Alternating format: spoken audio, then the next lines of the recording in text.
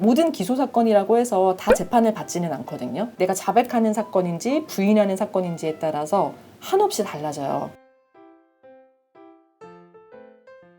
안녕하세요. 여러분들의 하나뿐인 변호사 하나변호사입니다. 이번에는 형사재판이 어떻게 진행이 되는지 설명드리려고 하는데요. 우리 TV에서도 많이 보고 영화에서도 많이 보잖아요. 드라마 보면은 네. 하고 빨리 진행되던데 네. 그런 식으로 약간 진행되는 건가요? 뭐 같은 부분도 있고 좀 다른 부분도 있는데 그 7대 재판 과정을 거의 그대로 복사 붙여넣기 한 영화가 있거든요. 버닝이라는 영화에 보면은 거기 재판 장면이 나와요.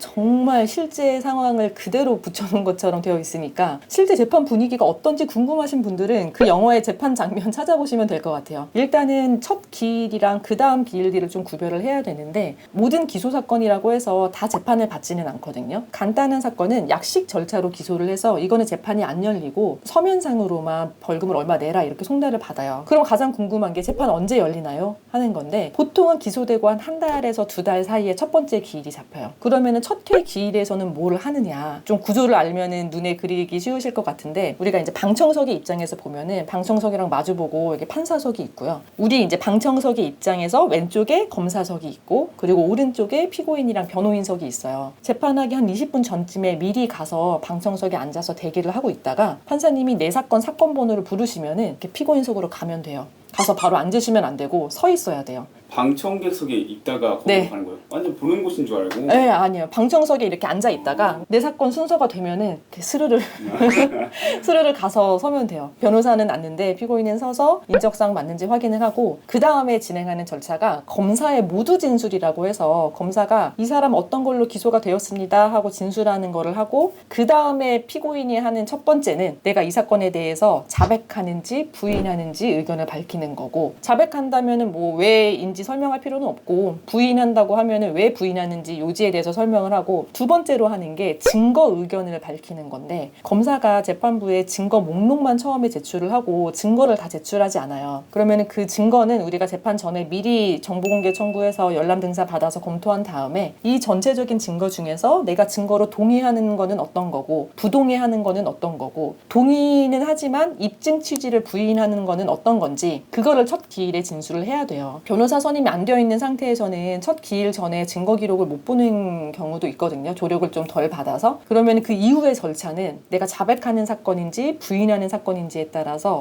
한없이 달라져요. 만약에 내가 자백하는 사건이고 증거도 전부 다 동의했다 그러면은 첫날 바로 재판이 종결이 될 거예요. 그럼 볼 게 없으니까. 네, 더 할 게 없으니까. 그러면 마지막에는 검사님이 구형을 해요. 어떤 형에 처해달라 이렇게 구형을 하고 피고인이 마지막으로 뭐 자기가 하고 싶은 말을 해요. 자백하는 사건이니까 뭐 반성한다, 뭐 앞으로 안 하겠다, 뭐 이렇게 진행이 되겠죠. 그러면은 재판이 그날 끝나는데 그날 바로 선고가 되느냐 하면 그거는 아니에요. 이거를 이제 변론 종결이라고 부르고, 이런 변론하는 절차가 끝나면 선고 기일은 따로 잡아요. 한 3주에서 4주 이후로 선고 기일이 잡혀서 그날 선고 기일에 가서 선고를 들으면 돼요. 영화나 드라마에서는 막 네. 소리 지르면서 싸우던데 진짜 재판에서도 그러나요? 언성을 높이는 경우는 있어요.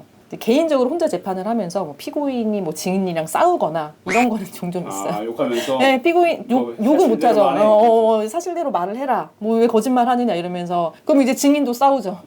나쁜 놈이다 이러면서. 재밌겠다. 판사님한테 혼나요 그러면.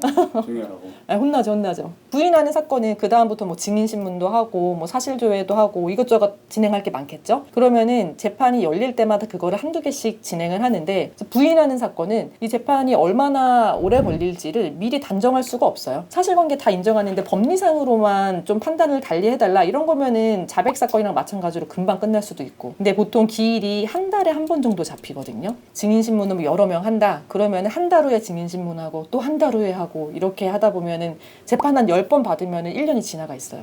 근데 사건이 그렇게 오래되면은 검사가 계속 바뀌어요. 근데 검사만 바뀌는 게 아니라 판사도 계속 바뀌어요. 인사가 있기 때문에. 그럼 처음부터 다시 하는 건가요?